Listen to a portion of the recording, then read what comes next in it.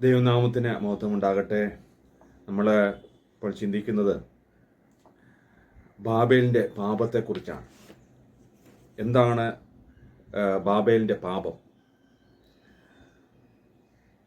നോഹയുടെ 4-ാം തലമുറ, അതായത് നോഹയുടെ മകൻ ഹാമിൻ്റെ പൗത്രൻ ഗ്രാൻഡ് സൺ ഓഫ് ഹാം, നിമ്രോദിൻ്റെ കാലത്ത്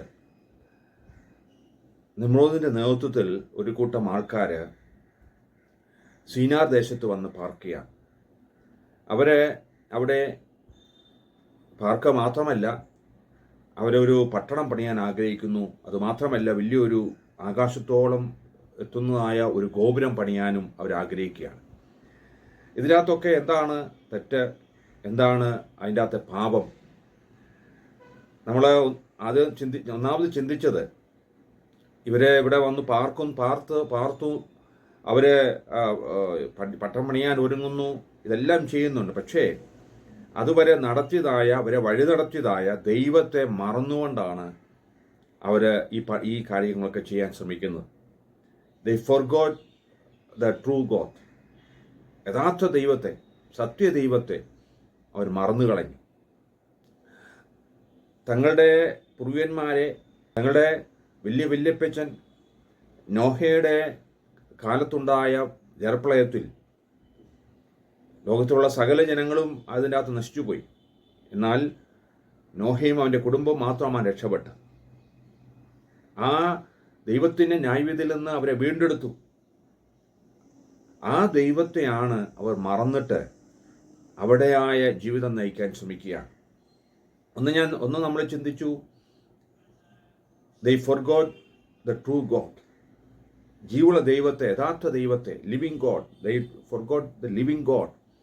ജീവുള്ള ദൈവത്തെ അവർ മറന്നു കളഞ്ഞു. അതുവരെ വഴി നടത്തിയ ദൈവത്തെ മറന്നു കളഞ്ഞു. അത് മാത്രമല്ല, രണ്ടാമത് അവിടെ കാണുന്നത്, they want to stay in one place. ഒരു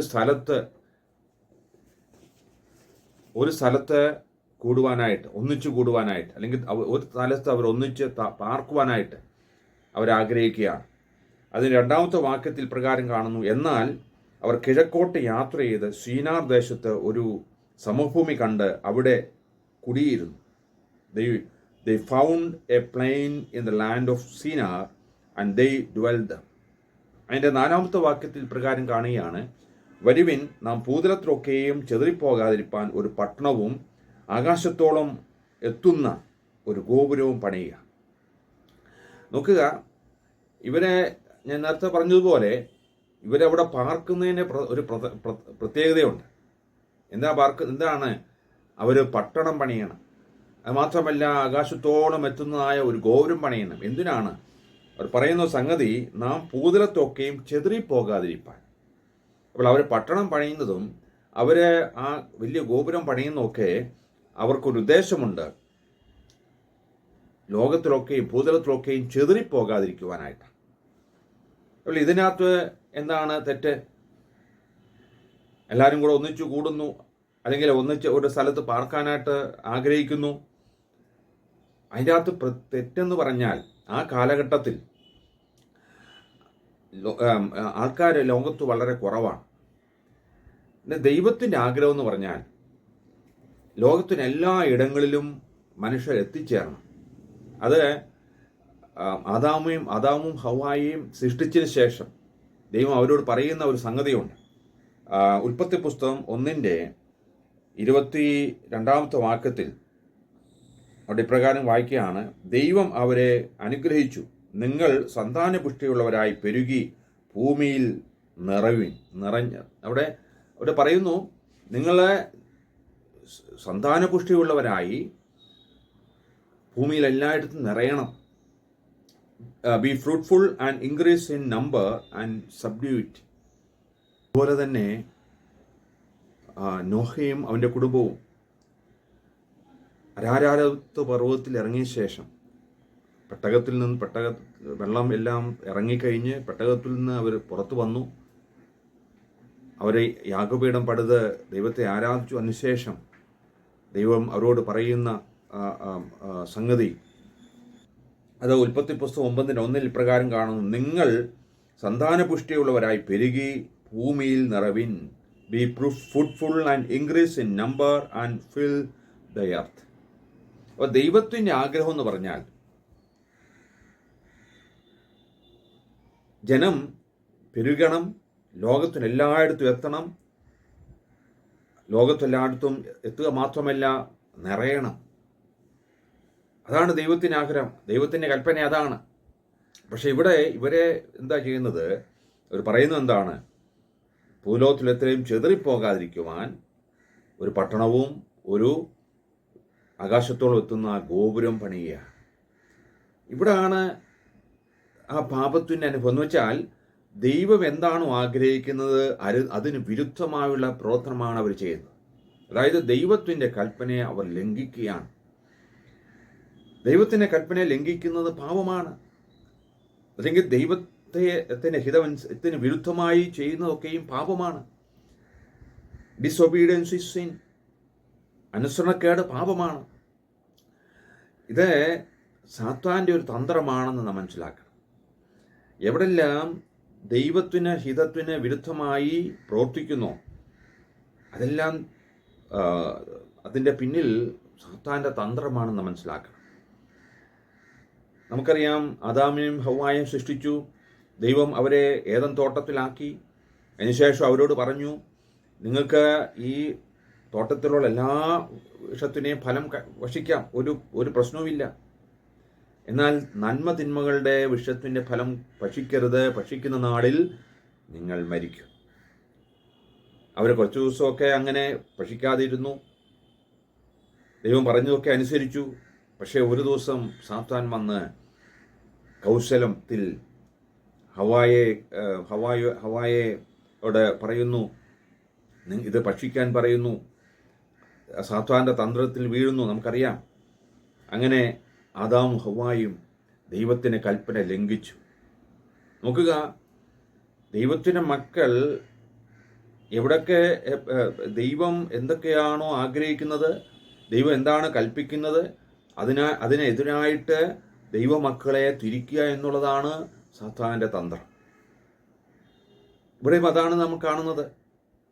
ദൈവത്തിൻ്റെ കൽപ്പന ലോകത്തിന് എല്ലായിടങ്ങളിലും മനുഷ്യരെ എത്തിച്ചേരണം എന്നുള്ളതാണ്.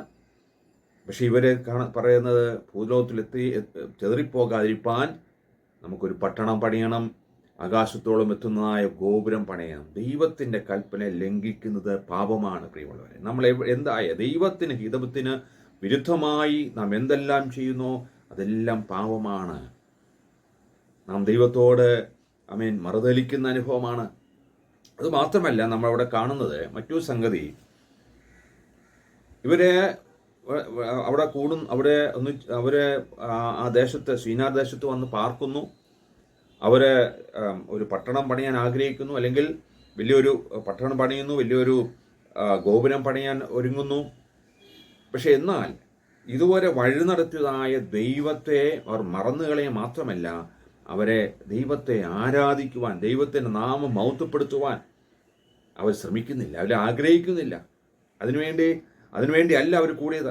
അല്ലെങ്കിൽ ആ ദേശത്ത് അവർ ഒന്നിച്ചു കൂടിയത് അതിനുവേണ്ടിയല്ല, സ്വന്തം താല്പര്യത്തിന് വേണ്ടി, മെറ്റീരിയൽ ബെനിഫിറ്റ്സിന് വേണ്ടി, അതിനുവേണ്ടിയാണ് അവർ ഒന്നിച്ചുകൂടുക, അല്ലെങ്കിൽ അവർ ചില തീരുമാനങ്ങൾ എടുക്കുന്നത്. ദൈവത്തെ ആരാധിക്കുവാനോ ദൈവത്തെ മഹത്വപ്പെടുത്തുവാനോ അവർ ശ്രമിക്കുന്നില്ല. എന്നാൽ നമ്മൾക്കറിയാം, നോഹയെ സംബന്ധിച്ചോളം ഇവരുടെ വല്യപ്പച്ചൻ നോഹ, അവരും കുടുംബവും പട്ടണത്തിൽ നിന്നിറങ്ങിയ ശേഷം അരാരത്ത് പർവ്വതത്ത് വന്ന് ഉറച്ചു. വെള്ളമിറങ്ങി അവർ വന്നു കഴിഞ്ഞപ്പോൾ അവരാദ്യം ചെയ്ത് എന്താണ്? യാഗപീഠം പണിത് ദൈവത്തെ ആരാധിക്കുക. അബ്രഹാമിൻ്റെ ജീവിതം ശ്രദ്ധിക്കുകയാണെങ്കിൽ, അബ്രഹാം എവിടെല്ലാം യാത്ര ചെയ്തോ, എവിടൊക്കെ കൂടാരമടിച്ചോ, അവിടൊക്കെയും യാഗപീഠം പണിത് ദൈവത്തെ ആരാധിക്കുന്ന കാണുന്നുണ്ട്. പ്രിയമുള്ളവരെ, ഒരു ദൈവവേദന സമയത്തോളം അവൻ്റെ ഏറ്റവും വലിയ ആഗ്രഹം എന്ന് പറഞ്ഞാൽ എവിടെ ചെന്നാലും ദൈവത്തെ ആരാധിക്കുക എന്നുള്ളതാണ്, ദൈവത്തെ മഹത്വപ്പെടുത്തുക എന്നുള്ള തങ്ങളെ വഴിനടത്തിയതായ ഈ ലോകത്തിൻ്റെതായ അധിപതിയായ ആമേൻ സർവത്തിൻ്റെയും ഉടമസ്ഥനായ ഉന്നതനായ ദൈവം, ആ ദൈവത്തെ ആരാധിക്കുക എന്നുള്ളതാണ് ഒരു ദൈവപൈതൻ്റെ ഏറ്റവും വലിയ ആഗ്രഹം.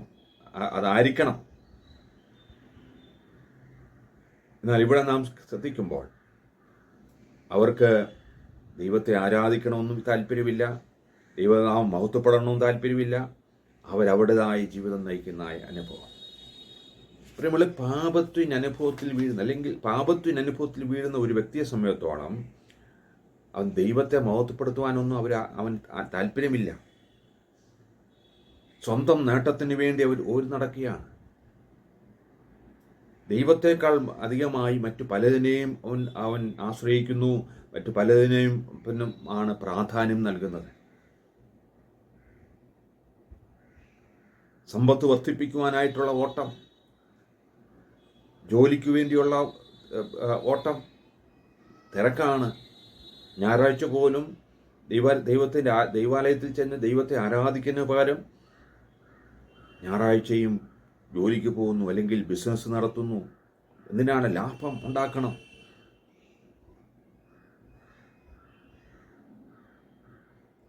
ദൈവത്തെ മഹത്വപ്പെടുത്തുവാൻ സാധിക്കാത്ത അനുഭവം.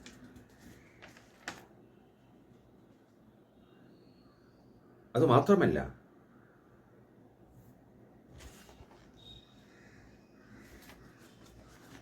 നമ്മളിപ്പോൾ ചിന്തിക്കുന്നത് എന്താണ്? ലോകത്ത് പാപം എങ്ങനെ പെരുകി, അല്ലെങ്കിൽ ബാബേലിൻ്റെ പാപത്തെക്കുറിച്ചാണ് ചിന്തിക്കുന്നത്. ഒന്ന് നമ്മൾ ചിന്തിച്ചു, അവർ തങ്ങളുടെ വഴി നടത്തിയതായ ദൈവത്തെ അവർ മറന്നു.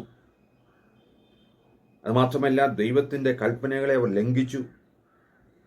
അതോടൊപ്പം അവരെ ദൈവത്തെ ആരാധിക്കേണ്ടതിന് പകരം, അല്ലെങ്കിൽ ഒന്നിച്ചു കൂടിയത് അവരുടേതായ നേട്ടത്തിന് വേണ്ടി. അവിടെ ദൈവത്തിന് വലിയ സ്ഥാനമില്ല. ദൈവത്തെ മഹത്വപ്പെടുത്തുവാൻ, ദൈവത്തെ ആരാധിക്കുവാൻ അവർ ശ്രമിക്കുന്നില്ല.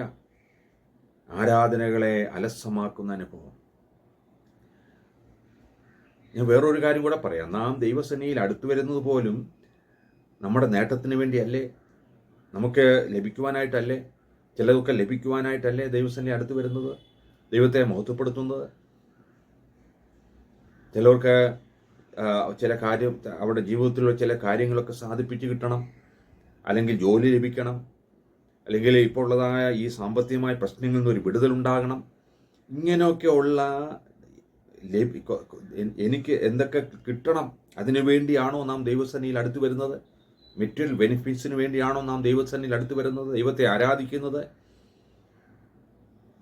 പ്രിയമുള്ളവരെ, നാം ഒരിക്കലും ദൈവസന്നിധിയിൽ അടുത്ത് വരും, ദൈവത്തെ ആരാധിക്കുന്നത് നമുക്ക് ലഭിക്കാൻ ചില നേട്ടത്തിന് വേണ്ടി ആകരുത്. നമുക്ക് നേട്ടമില്ലെങ്കിലും നമ്മെ വഴി നടത്തുന്ന ദൈവത്തെ സ്തുതിക്കുവാൻ, ഈ ലോകത്തിൻ്റെ അധിപതിയായ, നമ്മെ പാപത്തിൻ്റെ അന്തരയിൽ നിന്ന് വീണ്ടെടുത്തതായ, അന്ധകാരത്തു നിന്ന് അത്ഭുത പ്രകാശത്തിലേക്ക് വിളിച്ച് വേർതിരിച്ചതായ, നിത്യമായ നരകത്തിലേക്ക് പോകേണ്ടവരെ നിത്യ ജീവങ്കിലേക്ക് നയിച്ചതായ ആ കർത്താവിനെ ആരാധിക്കുവാൻ നമുക്ക് സാധിക്കണം. ഒരിക്കലും ദൈവസന്നിധിയിൽ നേട്ടത്തിന് വേണ്ടി, നമുക്ക് ചില കാര്യങ്ങൾ ലഭിക്കുവാനായിട്ട് മാത്രം നാം കടന്നു വരരുത്. പലപ്പോഴും അങ്ങനെ കടന്നു വരുമ്പോൾ, ചിലപ്പോൾ നമുക്ക് നമ്മൾ ഉദ്ദേശിക്കുന്നത് കിട്ടാതെ വരുമ്പോൾ നാം നിരാശപ്പെട്ടു പോകും, നാം ദൈവത്തോട് പിറുവിറുക്കും.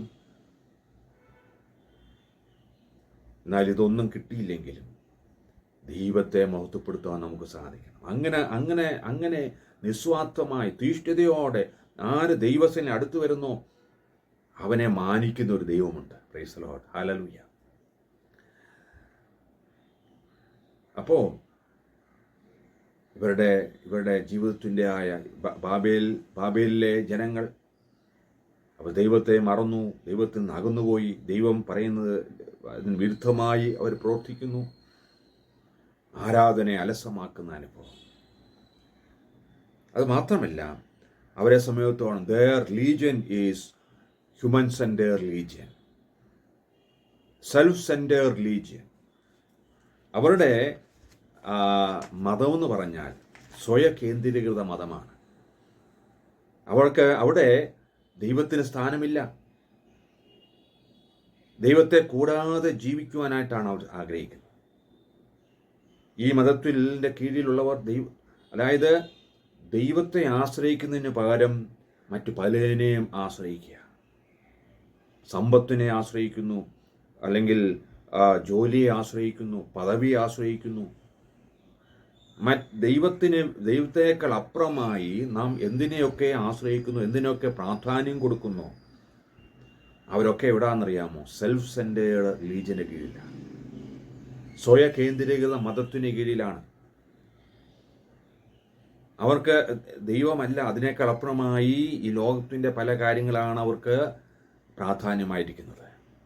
അത് ക്രിസ്ത്യാനിയാണെങ്കിൽ, വിശ്വാസിയാണെങ്കിൽ പോലും ദൈവത്തിനേക്കാൾ അപ്പുറമായി നാം എന്തിനൊക്കെ പ്രാധാന്യം കൊടുക്കുന്നു, അവരൊക്കെ ഈ സ്വയ കേന്ദ്രീകൃത മതത്തിന് കീഴിലാണ്. പ്രിയമുള്ളവരെ, കർത്താവായ യേശുക്രിസ്തു ഒരിക്കൽ ഒരു ധനികനെക്കുറിച്ച് ഇപ്രകാരം പറയുന്നുണ്ട്. ധനികനായ വ്യക്തി, ലൂക്കോസ് സുവിശേഷം 12-ാം അധ്യായം 16 പോലുള്ള വാക്യങ്ങളിൽ അവിടെ നാം കാണുന്നത്, ആ വർഷം അദ്ദേഹത്തിന് വളരെയധികം വിളവുണ്ടായി. പഴയ കളപ്പുര പൊളിച്ച് മാറ്റി പുതിയത് പണിയാണ്. കാരണം പഴയ കളപ്പുരയിൽ ഈ ധാന്യം വെക്കാൻ സാധിക്കത്തില്ല. അതിനേക്കാൾ അത്രമാത്രം വിളവ് ലഭിച്ചു. അദ്ദേഹം ഇപ്രകാരം അവിടെ കാണുന്നുണ്ട്. അതിൻ്റെ 18-19 വാക്യങ്ങളിൽ നാം കാണുന്നു, എൻ്റെ കളപ്പുരകളെ പൊളിച്ച് അവിടെ വലിയ പണിത് എൻ്റെ വിളവും വസ്തുവകയും എല്ലാം അതിൽ കൂട്ടിവയ്ക്കും. എന്നിട്ട് എന്നോട് തന്നെ, നിനക്ക് ഏറിയ ആണ്ടുകൾക്ക് മതിയായ അനവധി വസ്തുവക സ്വരൂപിച്ചു വച്ചിരിക്കുന്നു. ആശ്വസിക്കുക, തിന്നുക, കുടിക്കുക, ആനന്ദിക്കുക എന്ന് പറയും. നോക്കുക, ഈ വ്യക്തിയെ സംബന്ധിച്ചിടത്തോളം അദ്ദേഹം ധനവാനാണ്. ആ വർഷം വളരെയധികം വിളവ് ലഭിച്ചു. എന്നിട്ട് അദ്ദേഹം പറയുകയാണ്, ഞാൻ കളപ്പുര പൊളിച്ച് വേറെ കളപ്പുര പണിയും. എന്നിട്ട് അദ്ദേഹം ഇങ്ങനെ, എന്നോട് തന്നെ, നിനക്ക് ഏറിയ ആണ്ടുകൾക്ക് മതിയായ അനവധി വസ്തുവക സ്വരൂപിച്ചു വച്ചിരിക്കുന്നു. ആശ്വസിക്കുക, തിന്നുക, കുടിക്കുക, ആനന്ദിക്കുക. അത് ഈ സ്വയ കേന്ദ്രീകൃത മതത്തിന് കീഴിൽ, അല്ലെങ്കിൽ സ്വയത്തിന് കീഴിലുള്ളവരെ സംബന്ധിച്ചിടത്തോളം അവരോട് തന്നെയാണ് പറയുന്നത്. അവർ സ്വയം ചിന്തിക്കുന്നു, സ്വയം പ്രവർത്തിക്കുന്നു. അവിടെ ദൈവത്തിന് വലിയ സ്ഥാനമില്ല. ദൈവത്തോട് ആലോചന ചോദിക്കുന്നില്ല. ഈ വിളവൊക്കെ ഇത്രമാത്രം വിളവ് ലഭിച്ചത് അതിന് പിന്നിൽ തൻ്റെ അധ്വാനമാണ് എന്നുള്ള ചിന്തയാണ്. എന്നാൽ ഈ കഴിവും ഈ ബലവും ഇതൊക്കെ തന്നതായ ദൈവത്തെ അവൻ മറന്നു കളഞ്ഞു. പ്രിയമുള്ളവരെ, നമ്മുടെ ജീവിതത്തിലും പലപ്പോഴും ഇത് സംഭവിക്കുക. സ്വയത്തിൻ്റെ കീഴിൽ സ്വയം എന്ന് പറഞ്ഞാൽ ജഡമാണ്. ജഡത്തിൻ്റെ കീഴിൽ ജീവിക്കുന്ന അനുഭവം, പലപ്പോഴും അത് അഹങ്കാരത്തിൻ്റെ അനുഭവത്തിലേക്ക് നാം മാറും. ഞാനെന്നുള്ള മനോഭാവം, അതൊക്കെ എങ്ങനെയാണ്? സ്വയത്തിന് കീഴിൽ, സ്വയം കേന്ദ്രീകൃത മതത്തിന് കീഴിലുള്ളവരാണ് ഇതൊക്കെ. എന്നാൽ യഥാർത്ഥമായ ഒരു ദൈവപൈതനെ സംബന്ധിച്ചിടത്തോളം ദൈവസേനയിൽ പൂർണ്ണമായി താഴ്ത്തി ഏൽപ്പിച്ച് ദൈവസേനയിൽ ദൈവത്തിൻ്റെ ഹിതം മനസ്സിലാക്കി അതനുസരിച്ച് പ്രവർത്തിക്കുവാനായിട്ടാണ് ഒരു ദൈവപൈതൽ ആഗ്രഹിക്കേണ്ടത്. എന്നാൽ ജഡത്തിൻ്റെ കീഴിൽ ആയിരിക്കുന്നവർ, അവരെ സംബന്ധിച്ചിടത്തോളം ജഡമാണ് അവരെ നയിക്കുന്നത്. അവരുടെ ജീവിതത്തിൽ ജഡത്തിൻ്റെ പ്രവൃത്തികളാണ് കൂടുതൽ. പകയും പിണക്കവും ദ്വന്ദ്വപക്ഷയും അഹങ്കാരവും ഞാനെന്നുള്ള മനോഭാവം. ഇവിടെ ഈ സിനാർ വന്ന് താമസിച്ചവർ, അവരെ ഈ വലിയ പട്ടണം പണിയുന്നതും ആകാശത്തോളം എത്തുന്ന ഗോപുരം പണിയുന്നതും അവരുടെ അഹങ്കാരമാണ് നമുക്ക് കാണാൻ. അഹങ്കാരത്തിൻ്റെ ഒരു പ്രതീകമാണത്. ആകാശത്തോളം എത്തുന്ന ഒരു ഗോപുരം പണിയുക അഹങ്കാരത്തിൻ്റെ പ്രതീകം. സ്വയ കേന്ദ്രീകൃത മതത്തിന് കീഴിലുള്ളവരുടെ ഒരു പ്രത്യേകതയാണ് അഹങ്കരിക്കുക എന്ന് പറഞ്ഞാൽ. ഞാനെന്നുള്ള മനോഭാവം, പ്രിയമുള്ളവരെ, അത് ദൈവപൈതലിന് ഒരിക്കലും ശരിയാകുകയില്ല. ദൈവസേനയെ പൂർണ്ണമായി സമർപ്പിക്കുന്ന ഒരു അനുഭവമായിരിക്കണം യഥാർത്ഥ ദൈവപൈതലിന്. അവരുടെ ജീവിതത്തിൽ എന്തെല്ലാം കാര്യങ്ങൾ വന്നാലും, പ്രതിസന്ധി വന്നാലും, പ്രതികൂലങ്ങൾ വന്നാലും, അതുപോലെ എന്തെല്ലാം നേട്ടങ്ങൾ വന്നാലും അവൾ ഒരിക്കലും അഹങ്കരിക്കത്തില്ല, ദൈവസേനയിൽ താഴ്ത്തി വയ്ക്കും. ഇവിടെ ഈ വ്യക്തിയോട് വ്യക്തി പറഞ്ഞ എന്താണ്? ആശ്വസിക്കുക, തിന്നുക, കുടിക്കുക, ആനന്ദിക്കുക. എന്നാൽ ദൈവം അവരോട് ചോദിക്കുന്ന ഒരു ചോദ്യമുണ്ട്. മൂഢാ, ഈ രാത്രി നിന്റെ പ്രാണൻ നിന്നോട് ചോദിക്കും, പിന്നെ നീ ഒരുക്കി വെച്ചിരിക്കുന്നത് ആർക്കാകും? ഇവൻ വിചാരിച്ചു ഇതെല്ലാം ഇത് അനുഭവിക്കാം, തനിക്കും തൻ്റെ സന്തതി പരമ്പരകൾക്കും ഉപയോഗിക്കാം. പക്ഷെ ദൈവം ചോദിക്കുന്നു, ഈ രാത്രിയിൽ നിന്നോട് ആ പ്രാണൻ ചോദിച്ചാൽ പിന്നെ ഇത് ഒരുക്കി വെച്ചിരിക്കുന്ന ആർക്കാണ്? ഇത് നമ്മളോടും ചോദിക്കുന്ന ഒരു ചോദ്യമാണ്. നമ്മളും ഓട്ടത്തിലാണ്. എത്രമാത്രം സമ്പാദിക്കാം, അതിനുവേണ്ടി ഓടുന്നു. ദൈവത്തിന് കൊടുക്കേണ്ട സമയം പോലും നാം മറ്റു പലതിനും കൊടുക്കുന്നു. എന്നാൽ ഈ ഓട്ടവും ഈ അധ്വാനവും, പ്രിയമുള്ളവരെ, നാം എത്ര നാൾ ദൈവം നമ്മുടെ ജീവിതം ചോദിച്ചു കഴിഞ്ഞാൽ ഇതൊക്കെ നമ്മളെ ഇതെല്ലാം സമ്പാദിച്ചുകൊണ്ട് നമുക്ക് എന്ത് പ്രയോജനം? എന്നാൽ ഇതൊന്നുമില്ലെങ്കിലും ദൈവസേനയിൽ താണിരിക്കുന്ന ഒരു ദൈവപൈതലിനെ സമയത്ത്, ദൈവഹിതമനുസരിച്ച് പ്രവർത്തിക്കുന്ന ഒരു ദൈവപൈതലിനെ സമയത്തോളം, ദൈവത്തെ ആത്മാവിലും സത്വത്തിലും ആരാധിക്കുന്ന, ദൈവീയ വിഷയത്തിന് പ്രാധാന്യം കൊടുക്കുന്ന ഒരു ദൈവപൈതലിനെ സമയത്തോളം അവൻ ജീവിതത്തിൽ സാമ്പത്തികമായി വലിയ നേട്ടമൊന്നും കിട്ടിയില്ല എങ്കിലും ദൈവം അവനെയും അവൻ്റെ സന്തതി പരമ്പരകളെയും അനുഗ്രഹിക്കും, യാതൊരു സംശയമില്ല. എന്നാൽ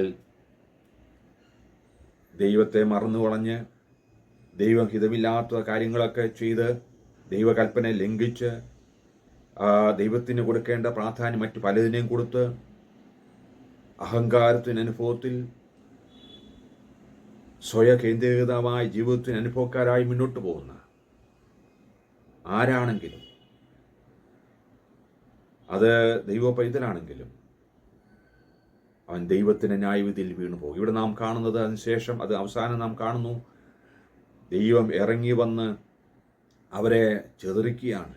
ലോകത്തിന് എല്ലായിടത്തേക്കും ചെതറിക്കുന്നു. ഭാഷ, അതുവരെ ഒരേ ഭാഷയാണ് അവർ സംസാരിച്ചെങ്കിൽ ഭാഷ കലക്കിക്കളയുന്നു. ദൈവത്തിൻ്റെ ന്യായവിധി അവരുടെ മേൽ വന്നു. അതുകൊണ്ട് നമ്മെ തന്നെ ദൈവകരങ്ങളിൽ ഏൽപ്പിക്കാം. കർത്താവേ, എന്നെ നിന്റെ തരങ്ങളിലേൽപ്പിക്കുന്നു, നിന്റെ ഹിതം പോലെ എന്നെ ആക്കണമേ എന്ന് നമുക്ക് പ്രാർത്ഥിക്കാം.